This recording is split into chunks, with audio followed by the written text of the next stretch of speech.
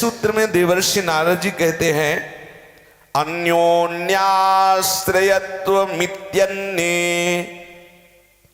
श्री देवर्षि नारद जी कहते हैं कि जो आचार्य जन हैं उनका मत है कि विवेक से भक्ति और भक्ति से शुद्ध विवेक, ज्ञान से भक्ति और भक्ति से शुद्ध ज्ञान और शुद्ध ज्ञान से पराभक्ति का प्रादुर्भाव। ब्रह्मभूता प्रसन्नात्मा न सोचति न कांक्षति समाः सर्वेषु भूतेषु मद भक्तिम। ये मद भक्तिम का जो प्रादुर्भाव हुआ, लभते पराम, ये हुआ। ज्ञान और भक्ति में वहां मार्ग दूसरा हो जाता है जहां अहम ब्रह्मास्मि की वृत्ति की बात आती है। कुछ दूर तक दोनों साधन एक जैसे ही चलते हैं।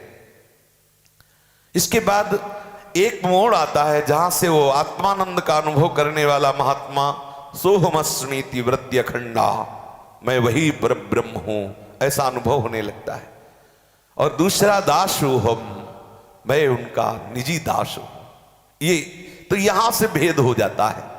प्रारंभिक इस ज्ञान की तो अत्यंत आवश्यकता है भक्त को भी कि संपूर्ण संसार का भोग विलास मायाकृत है, सत्य नहीं है। सत्य सच्चिदानंद प्रभु का नाम है, रूप है, लीला है, धाम है।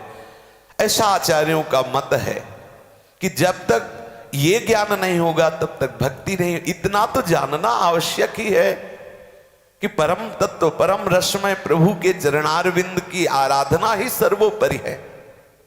जो प्रभु के श्री चरणों का आश्रय ले लेता है, ये जानना आवश्यक है कि उसे किसी अन्य साधनों की फिर आवश्यकता नहीं होती।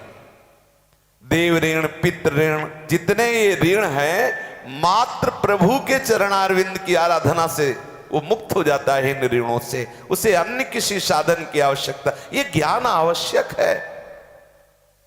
देवर्षि भूताप्त नृणाम पितॄणाम न किंकरो नायमृणी चराजन सर्वात्मना यः शरणं शरण्यं गतो मुकुंदम परिहृत्य कर्तम। आहा, जो मनुष्य यह करना बाकी है, अभी यह करना बाकी है, अभी ये आवश्यक है, ये आवश्यक, ये कर लिया, अब ये करना है, ये सब छोड़ करके एकमात्र हर कार्य प्रभु की प्रसन्नता के लिए करता हुआ प्रभु का सतत स्मरण करता है। श्री प्रियालाल की शरण में होकर प्रियालाल के सदैव चिंतन उनकी प्रसन्नता के लिए करता है, उसको किसी और साधन की जरूरत नहीं है। वो देव ऋण से, ऋषियों के ऋण से, पितरों के ऋण से, प्राणियों के ऋण से, कुटुंबियों के ऋण से, अतिथि के ऋण से सबसे मुक्त हो जाता है। उसे किसी और साधन की, किसी और क्रिया की आवश्यकता नहीं। ये ऋण अवश्य चुकाने होते हैं। अन्य साधना में तपस्या आदि के द्वारा और भी साधनों के द्वारा पहले इन ऋणों को चुकाना होता है।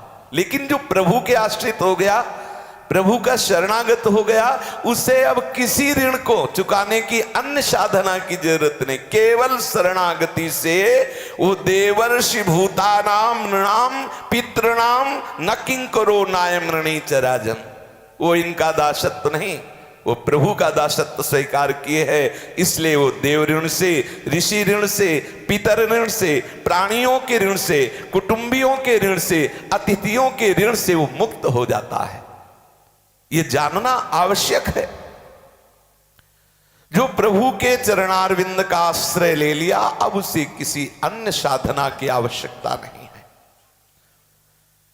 ये आश्रय लेने तक ज्ञान की आवश्यकता बिल्कुल है, क्योंकि अगर वो ये नहीं जानेगा कि हम जिनकी आराधना कर रहे हैं वो सर्वोपम परात्पर तत्व है, तो इधर उधर वो भटकता रहेगा। कहीं कोई विपत्ति आई तो अन्य आश्रय ले लेगा, कहीं कोई कामना जागृत हुई तो अन्य आश्रय ले। इतना ज्ञान तो आवश्यक है, क्योंकि बिना जाने उसको विश्वास नहीं होगा। बिन जाने न होए प्रतीति, बिन प्रतीत होए नहीं प्रीति। बिना विश्वास के, बिन विश्वास भगत नहीं ते बिन द्रवहि न राम। राम कृपा बिन सपने जीव न लह विश्राम। देवर्षि नारद जी कह रहे हैं ये एक दूसरे के आश्रित हैं। यदि हमारे हृदय में ज्ञान के प्रति महत्व बुद्धि है और भक्ति का अनादर करते हैं तो निश्चित हम उस परम तत्व को प्राप्त नहीं कर पाएंगे। भगवान शंकराचार्य जी ने भी स्वीकार किया है, जो अद्वैत सिद्धांत के आचार्य हैं, कि हरि की भक्ति ही स्वरूपानु अनुसंधान में सर्वश्रेष्ठ है।